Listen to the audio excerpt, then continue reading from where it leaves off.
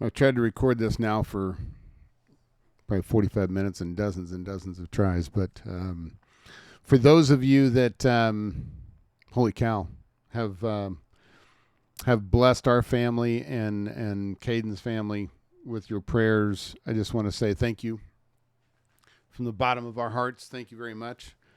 Um, it's been impressive, to say the least. Messages and text and prayers from around the world, people I haven't talked to in years, reconnecting with, and just want to say thank you. And it means the world to us. And I'm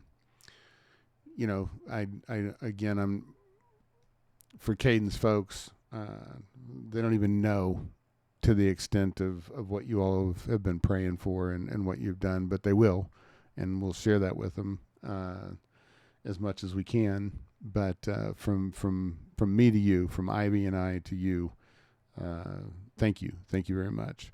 For those of you that are catching this and you're not sure what the heck I'm talking about, is my daughter's boyfriend Kaiden was involved in a motorcycle accident a week ago yesterday. Severe accident. Lost consciousness and has never regained it. Had to undergo some immediate surgeries to save his life. Many more, dozens more that would be needed to try to mend his broken body. And after much discussion and evaluations, an EEG was finally done yesterday, and it gave his folks enough information that they've invited everybody that they think needs to be down there to wish their final goodbyes, and then at said time, whenever that may be, they will suspend the life support that Kaiden is on, and that will be that part of his physical journey. I can share with you a couple of things that you're praying about.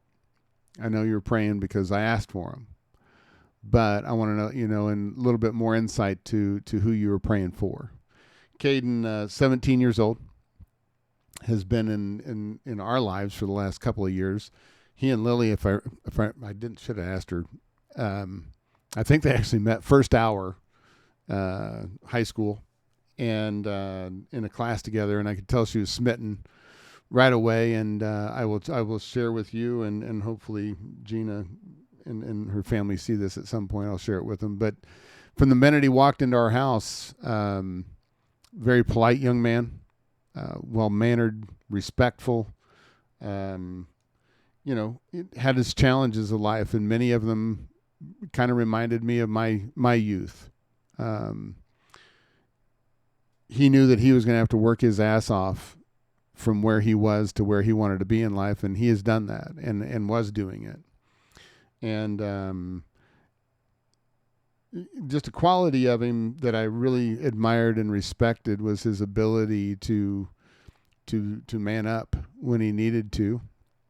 There was a time where, as any teenage relationship goes, there's some hills and valleys, and being a father that's probably a little more critical of how I think his daughter should be treated or not. There was a little patch that I didn't agree with, and Ivy as well. And so we asked him to come in with Lily, and we had a little chat.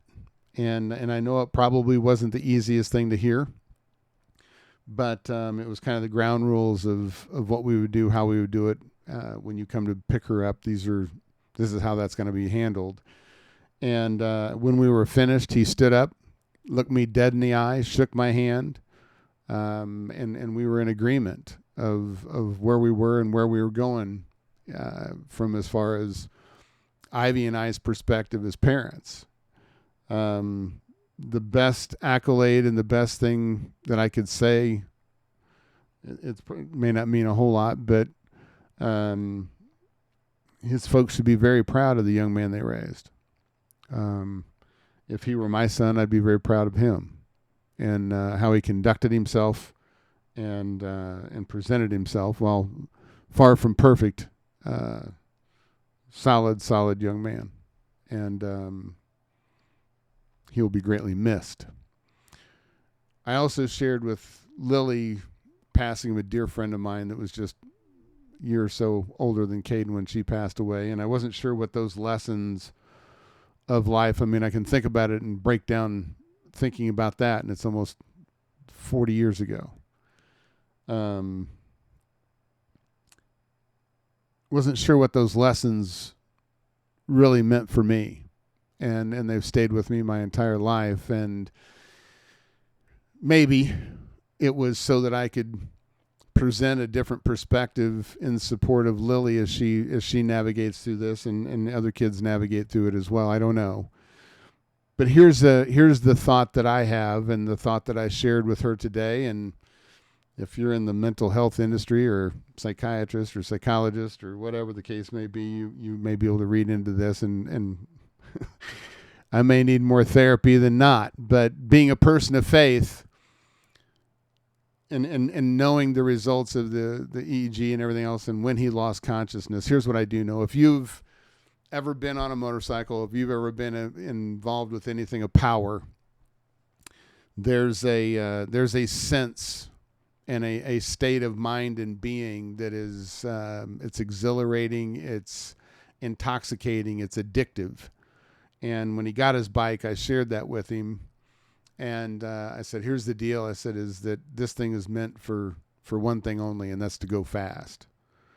And no matter how fast you think you're going and how good you are, you're not that good."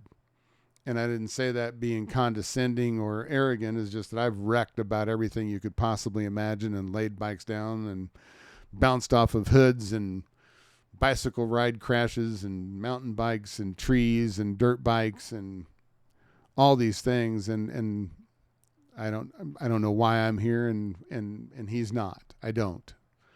But he said he appreciated the perspective, and the details of the accident is that I hold in my mind not the being that we saw at ICU, not the being that people are standing over today that they're saying their goodbye, but the spiritual side. Being a person of faith is that I hope and I hold in my mind that what went on and what happened for him was a moment of peace. Yes, he's probably traveling well above speed limit. The wind exhilarating coming through his clothes and hitting his chest and his face under the helmet. And he didn't have a ginormous smile, but he had this little grin. And there's a peace that there's not any cares in the world. There's not any worries. There's not any fears. There's not any doubts. And I pray that was his last thought. It could have been, oh shit, right before the collision happened. But I hold that God reached down and grabbed a hold of him and said, "My son, I got you. And I'm going to hold on to you, and you're not going to have to endure the physical, the mental and the emotional pain of this. And I'm protecting you, and I got you." And in that moment of being in freedom, that all things were good. And he didn't endure the pain of laying in that bed, or the wonderment, or anything else. And there's lessons to be learned from this. I'll share that in another time. But I just hold that thought, and want to say thank you again to everyone, and God bless you. May God hold you, protect you, and keep you. And may you laugh more, may you live more, and may you love more each and every day. And I am so blessed, and my family is so blessed that you're in it. And thank you for all you've said, all you've sent. And if I had $1 million for each every one of you, I'd give it to you and just say thanks. But our gratitude will have to do for now. God bless.